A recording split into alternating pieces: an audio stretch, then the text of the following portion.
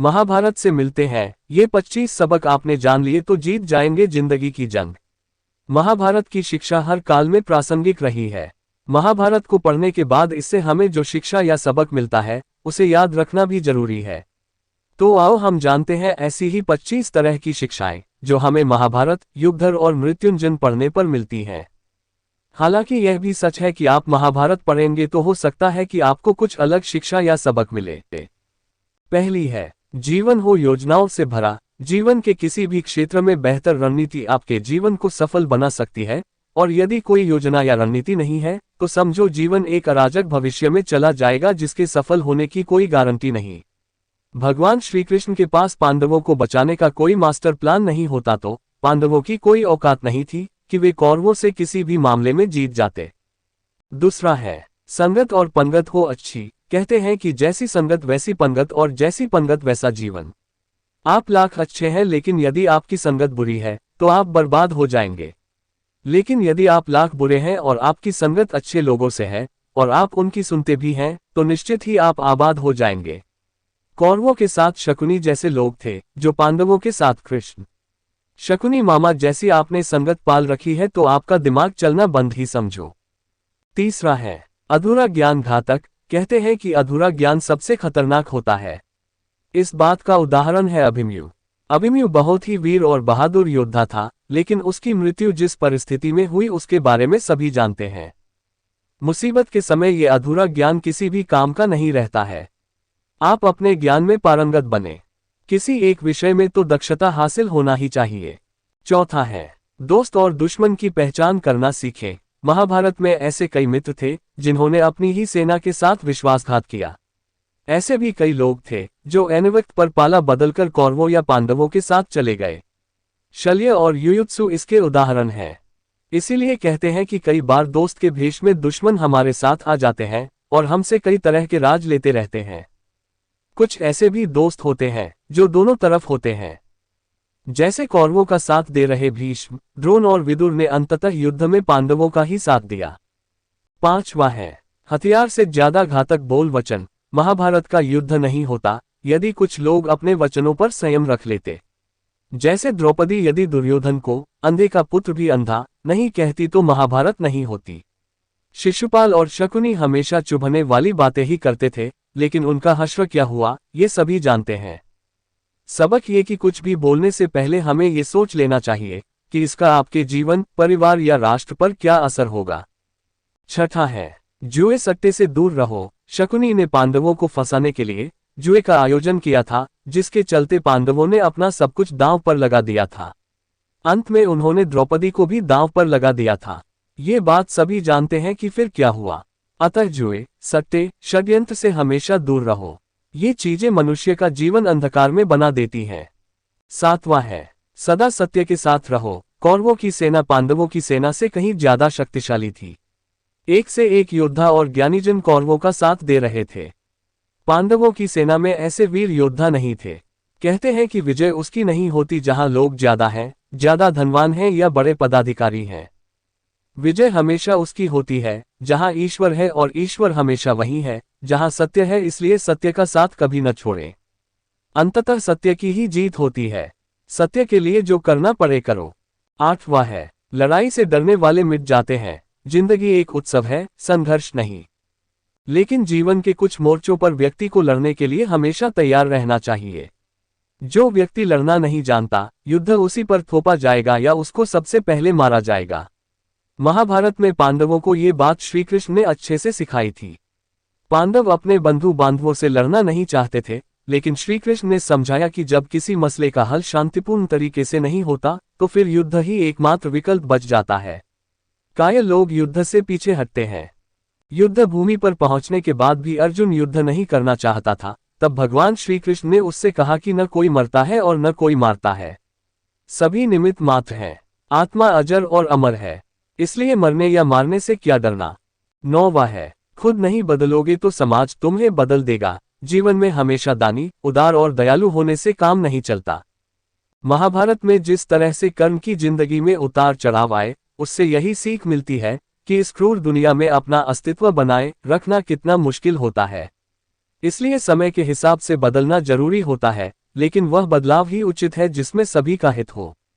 कर्ण ने खुद को बदलकर अपने जीवन के लक्ष्य तो हासिल कर लिया, लेकिन वे फिर भी महान नहीं बन सके, क्योंकि उन्होंने अपनी शिक्षा का उपयोग समाज से बदला लेने की भावना से किया। बदले की भावना से किया गया कोई भी कार्य आपके समाज का हित नहीं कर सकता। 10वां है शिक्षा का सदुपयोग जरूरी। समाज ने एक महान योद्धा कर्ण को तिरस्कृत किया था, जो समाज को बहुत कुछ दे सकता था, लेकिन समाज ने उसकी कद्र नहीं की, क्योंकि उसमें समाज को मिटाने की भावना थी। कर्ण के लिए शिक्षा का उद्देश्य समाज की सेवा करना नहीं था, अपितु वो अपने सामर्थ्य को आधार बनाकर समाज से अपने अपमान का बदला लेना चाहता था।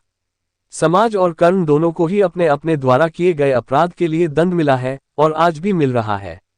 कर्ण यदि यह समझता कि समाज व्यक्तियों का एक जोड़ मात्र है, जिसे हम लोगों ने ही बनाया है, तो संभवतः वह समाज को बदलने का प्रयास करता, न कि समाज के प्रति घृणा करता।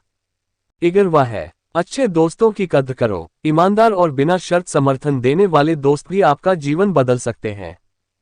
पांडवों के पास भगवान श्री कृष्ण थे, तो कौरवों के पास महान योद्धा कर्ण थे। इन दोनों ने ही दोनों पक्षों को बिना शर्त अपना पूरा साथ और सहयोग दिया था।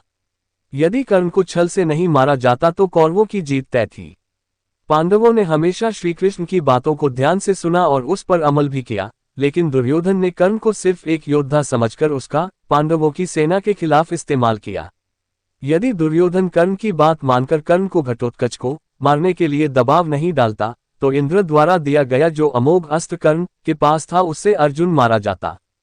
12वां है भावुकता कमजोरी है। धृतराष्ट्र अपने पुत्रों को लेकर जरूरत से ज्यादा ही भावुक और आसक्त थे। यही कारण रहा कि उनका एक भी पुत्र उनके वश में नहीं रहा। वे पुत्रमोह में भी अंधे थे। इसी तरह महाभारत में हमें ऐसे कुछ पात्र मिलते हैं जो अपनी भावुकता के कारण मूर्ख ही सिद्ध होते हैं। जरूरत से ज्यादा भावुकता कई बार इंसान को कमजोर बना देती है और वो सही गलत का फर्क नहीं पहचान पाता। कुछ ऐसा ही हुआ महाभारत में धृतराष्ट्र के साथ, जो अपने पुत्रमोह में आकर सही गलत का फर्क भूल गए। 13वां है शिक्षा और योग्यता के लिए जुनूनी बनो। व्यक्ति के जीवन में उसके द्वारा हासिल शिक्षा और उसकी कार्य योग्यता ही काम आती है। दोनों के प्रति एकलव्य जैसा जुनून होना चाहिए, तभी वह हासिल होती है। अगर आप अपने काम के प्रति जुनूनी हैं तो कोई भी बाधा आपका रास्ता नहीं रोक सकती। 14वां है कर्मवान बनो। इंसान की जिंदगी जन्म और मौत के बीच की कड़ी भर है। ये जिंदगी बहुत छोटी है, कब दिन गुजर जाएंगे आपको पता भी नहीं चलेगा, इसलिए प्रत्येक दिन का भरपूर उपयोग करना चाहिए। कुछ ऐसे भी कर्म करना चाहिए जो आपके अगले जीवन की तैयारी के हों। ज्यादा से ज्यादा कार्य करो। घर और कार्यालय के अलावा भी ऐसे कार्य करो जिससे आपकी संतानें आपको याद रखें।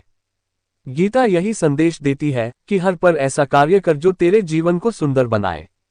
15वां है अहंकार और घमंड होता है पतन का कारण। अपनी अच्छी स्थिति, बैंक बैलेंस, संपदा, सुंदर रूप और विद्वता का कभी अहंकार मत कीजिए। समय बड़ा बलवान है। धनी, ज्ञानी, शक्तिशाली पांडवों ने वनवास भोगा और अतिसुंदर द्रौपदी भी उनके साथ वनों में भटकती रही। समय के खेल निराले हैं। जिस अम्बा का जीवन भीष्म के कारण बर्बाद हो गया था, उसने शिखंडी के रूप में जन्म लेकर भीष्म से बदला लिया था। महाभारत में ऐसे कई उदाहरण हैं जिनसे ये प्रेरणा मिलती है कि घमंड को पतन का कारण बनने में देर नहीं लगती है। 16वां है कोई भी संपत्ति किसी की भी नहीं है। अत्यधिक लालच इंसान की जिंदगी को नर्क बना देता है। जो आपका नहीं है उसे अनीतिपूर्वक लेने, हड़पने का प्रयास न करें। आज नहीं तो कल उसका दंड अवश्य मिलता है। भगवान श्री कृष्ण कहते हैं कि आज जो तेरा है कल बीता हुआ कल किसी और का था और कल आने वाला कल किसी और का हो जाएगा। अतः तू संपत्ति और वस्तुओं से आसक्ति मत पाल, ये तेरी मृत्यु के बाद यहीं रखे रह जाएंगे। अर्जित करना है तो परिवार का प्रेम और अपनत्व अर्जित कर, जो हमेशा तेरे साथ रहेगा। 17वां है ज्ञान का हो सही क्रियान्वयन। शिष्य या पुत्र को ज्ञान देना माता पिता व गुरु का कर्तव्य है, लेकिन सिर्फ ज्ञान से कुछ भी हासिल नहीं होता।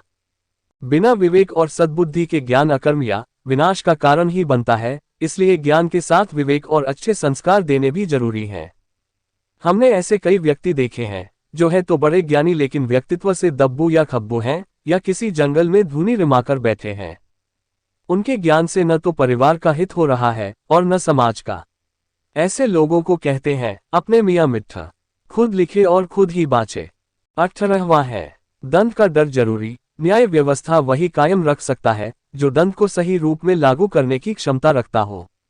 ये चिंतन घातक है कि अपराध से घृणा करो, अपराधी से नहीं।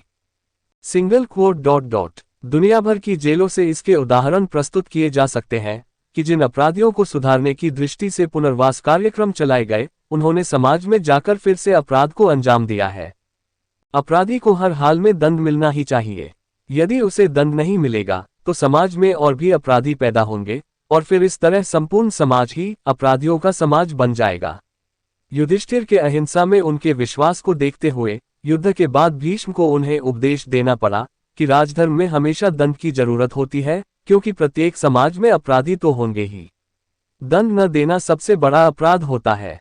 19 है, न्याय की रक्षा जरूरी। न्याय हमेशा उन लोगों के साथ होता है जो शक्तिशाली हैं या जो न्याय पाने के लिए प्राणपण से उत्सुक हैं। जिन्होंने अपने लिए न्याय मांगा है, उनके साथ ईश्वर ने न्याय किया भी है। मांगोगे नहीं तो मिलेगा भी नहीं, ये प्रकृति का नियम है। गुरु द्रोणाचार्य ने कर्ण और एकलव्य के साथ जरूर अन्याय किया था, लेकिन आज दुनिया अर्जुन को सर्वश्रेष्ठ धनुर्धर नहीं मानती, क्योंकि कर्ण और एकलव्य ने हमेशा न्याय की मांग की और अंत में आज दुनिया उन्हें श्रेष्ठ धनुर्धर मानती है। महाभारत हमें सिखाती है कि न्याय की रक्षा करना कितना जरूरी है, लेकिन यह भी एक कटु सत्य है कि न्याय सिर्फ शक्तिशाली लोगों के साथ ही है। 20वां है, छिपे हुए को जानने का ज्ञान जरूरी। ये जगत या व्यक्ति जैसा है वैसा कभी दिखाई नहीं देता, अर्थात लोग जैसे दिखते हैं वैसे होते नहीं, चाहे वह कोई भी हो। महाभारत का हर पात्र ऐसा ही है, रहस्यमयी। छिपे हुए को जानना ही व्यक्ति का लक्ष्य होना चाहिए, क्योंकि ज्ञान ही व्यक्ति को बचाता है। भगवान श्रीकृष्ण के ऐसे कई योद्धा थे जो छिपे हुए सत्य को जानते थे। एक ईश्वर है, सफर करने में होती है बरकत। एक स्थान से दूसरे स्थान पर जाना या एक स्थान को छोड़कर दूसरे स्थान पर रहने से लाभ ही मिलता है। पांडवों को हस्तिनापुर छोड़कर 2 बार जंगल में रहना पड़ा और अंत में उनको जब खांडव प्रस्थ मिला तो वे वहां चले गए। इसी तरह भगवान श्रीकृष्ण को भी कई बार मथुरा को छोड़कर जाना पड़ा और अंत में वे द्वारिका में बस गए थे। कई बार लोगों को व्यापार या नौकरी के लिए दूसरे शहर या देश में जाना होता है। 22वां है, गोपनीयता और संयम जरूरी। जीवन हो या युद्ध, सभी जगह गोपनीयता का महत्व है। यदि आप भावना में बहकर किसी को अपने जीवन के राज बताते हैं या किसी व्यक्ति या समाज विशेष पर क्रोध या कटाक्ष करते हैं तो आप कमजोर माने जाएंगे। महाभारत में ऐसे कई मौके आए जबकि नायकों ने अपने राज ऐसे व्यक्ति के समक्ष खोल दिए जो राज जानने ही आया था, जिसके चलते ऐसे लोगों को मुंह की खानी पड़ी। दुर्योधन, भीष्म, बर्बरिक ऐसे उदाहरण हैं जिन्होंने अपनी कमजोरी और शक्ति का राज खोल दिया था। 23वां है, चिंता, भय और अशांति है मृत्यु का द्वार। किसी भी प्रकार की चिंता करना, मन को अशांत रखना और व्यर्थ के भय को पालते रहने से मृत्यु आसपास ही मंडराने लगती है। मौत तो सभी को आनी है, फिर चिंता किस बात की। कोई पहले मरेगा और कोई बाद में। चिंता का मुख्य कारण मोह है।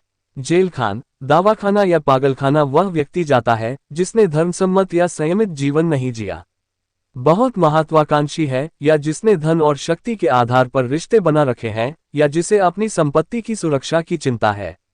महाभारत को पढ़ने से हमें यही शिक्षा मिलती है कि चिंतामुक्त जीवन सबसे बड़ी दौलत है। 24 है, इंद्रिय संयम जरूरी। इंद्रियां कभी तृप्त नहीं होती। जो इंद्रियों के वश में है उसका पतन निश्चित है। बहुत से लोग आजकल किसी न किसी प्रकार की आदत या नशे के गुलाम हैं। ऐसे लोगों का धीरे धीरे क्षरण होता जाता है। इंद्रिय संयम आता है संकल्प से। महाभारत का हर पात्र संकल्प से बंधा हुआ है। शक्ति का संचय इंद्रियों को वश में करने से ही संभव हो पाता है। 25वां है, राजा या योद्धा को नहीं करना चाहिए परिणाम की चिंता। कहते हैं कि जो योद्धा या राज युद्ध के परिणाम की चिंता करता है वह अपने जीवन और राज्य को खतरे में डाल देता है। परिणाम की चिंता करने वाला कभी भी साहसपूर्वक न तो निर्णय ले पाता है और न ही युद्ध कर पाता है। जीवन के किसी पर मोड़ पर हमारे निर्णय ही हमारा भविष्य तय करते हैं। एक बार निर्णय ले लेने के बाद फिर बदलने का अर्थ यह है कि आपने अच्छे से सोचकर निर्णय नहीं लिया या आप में निर्णय लेने की क्षमता नहीं है। ऐसे ही वीडियो को देखने के लिए चैनल को सब्सक्राइब जरूर करें।